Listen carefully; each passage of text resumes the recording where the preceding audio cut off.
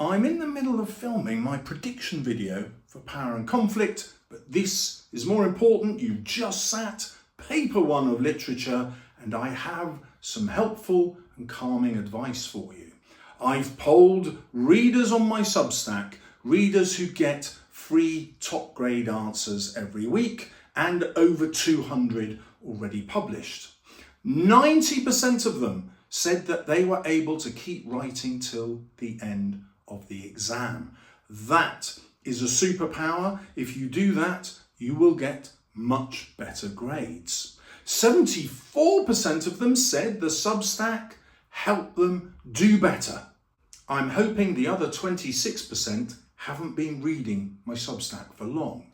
69% wrote at least 4 pages per essay, and 47% wrote 5 pages or more. Points make prizes. The more you write, the higher your grade. It's the same on literature paper 2, and it's the same on the language paper. Quantity equals quality. I teach all my students to prepare key quotes to use no matter what the question, and 86% of my Substack readers managed to apply their quotes to whatever the question was. Brilliant revision. Do the same in paper 2. However this paper went, it's now over, and it's taught you really useful lessons about how you're going to get the other 50% of your marks in paper 2. Don't worry about what happened today. 50% of the marks are still all to play for. So what sort of revision are you going to do? You probably know by now I've written grade 9 essays, 2 the poems and 2 an inspector calls, and you can find links to those in the description. I'm making my prediction video. Obviously you're going to watch that. Why wouldn't you? But if you don't do any of these things, here are some mantras. These are words I say to myself before I sit any exam question. Number 1, go on the B of bang. So as soon as the starter pistol goes, you start running. You don't wait for the sound to end. That is my metaphor for as soon as the examiner says, open the paper, you start writing as quickly as you can. Mantra number 2, you've already heard. Points make prizes. The more you write, the higher your grade. 600 words for a grade 6, 700 for a grade 7, 800 for a grade 8, 900 for a grade 9. These averages hold true across every question. The more you write, the higher your grade. What sort of stuff will you write? Explanations about the author's purpose and the author's ideas. What does that mean? You're just going to imagine, what could I say after the words, this suggests? When it comes to your methods, you're thinking, what could I say that emphasizes? So this contrast emphasizes, this description emphasizes, this image emphasizes. Whatever comes after emphasizes will be an explanation about the method, and it's going to chuck you up to top grades. Handwriting speed is crucial. The slower you're writing, the fewer explanations you can write, and therefore the fastest hands wins the draw. A nice little gunslinger metaphor for those of you who ever watched a Western. Gosh, I'm getting old. Then there are some phrases that the examiners adore.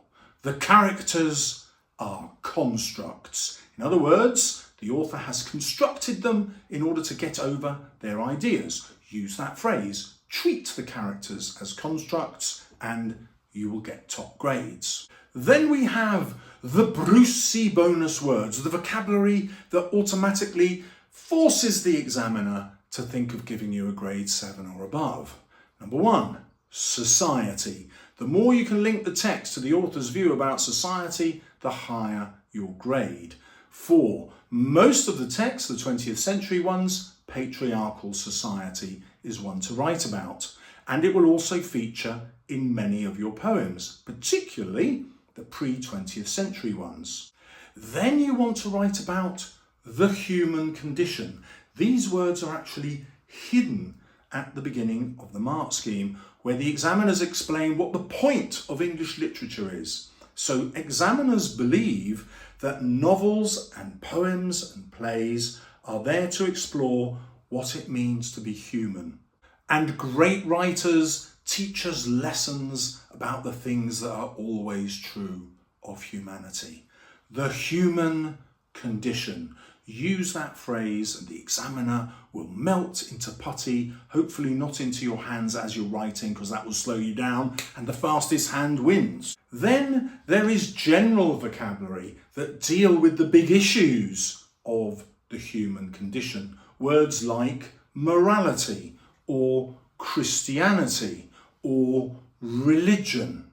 And then you've got the craft of the writer using symbol, symbolizing, symbolic, or allusion, a religious allusion, a historical allusion, a literary allusion.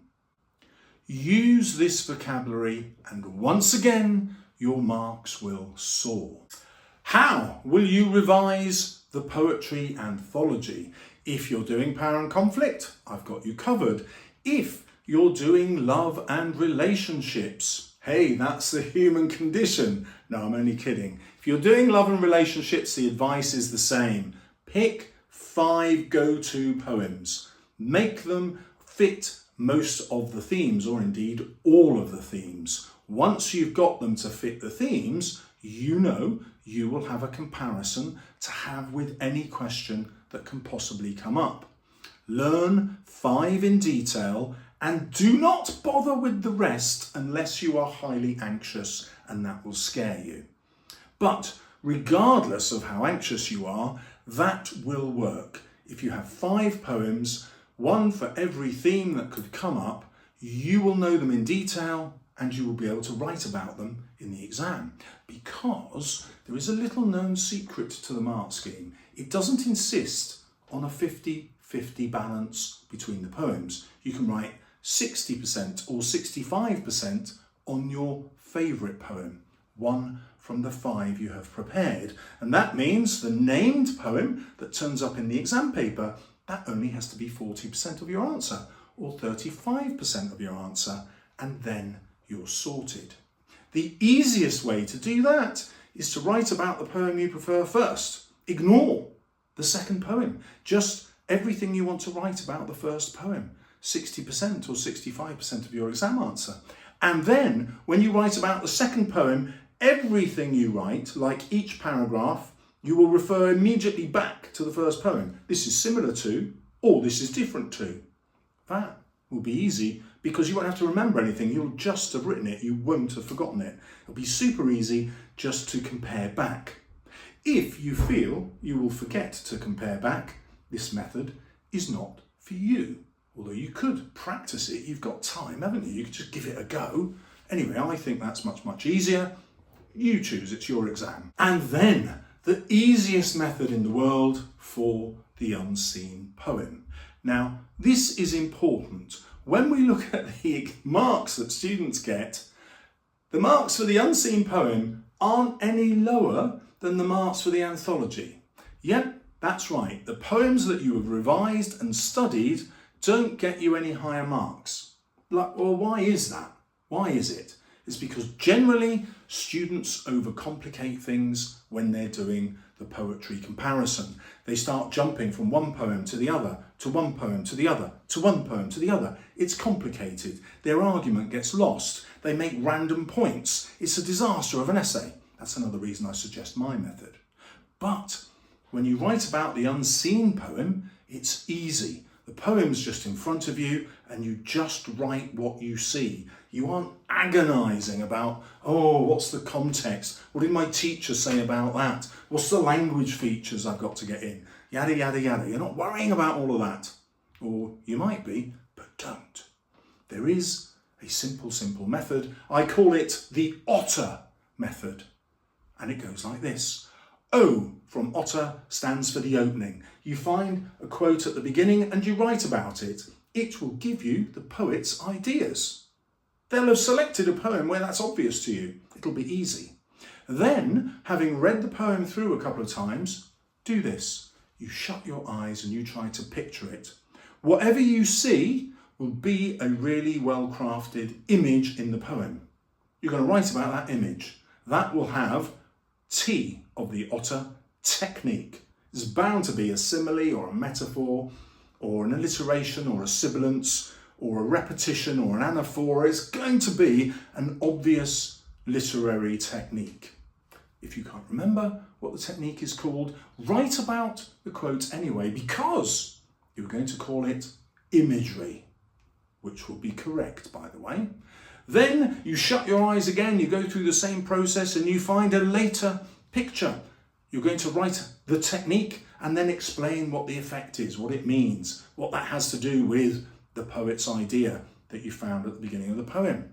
Then you go to the ending. The ending of the poem will always go back to the idea at the beginning, but there will always be a little change. There'll be something that's different. That's how poems work. 100% guarantee. Guess what you're going to write about? The difference, the change, the quote at the end which proves it, link it to the poet's ideas, and you are nearly sorted. When you write about the poem's ideas, think about the Brucey bonus words. Society, morality, Christianity, patriarchal. All those words are going to fit. You can find brilliant models of the Otter method in the link in the description, you know by now. And subscribe and hit the bell if you want this video. It's coming out soon.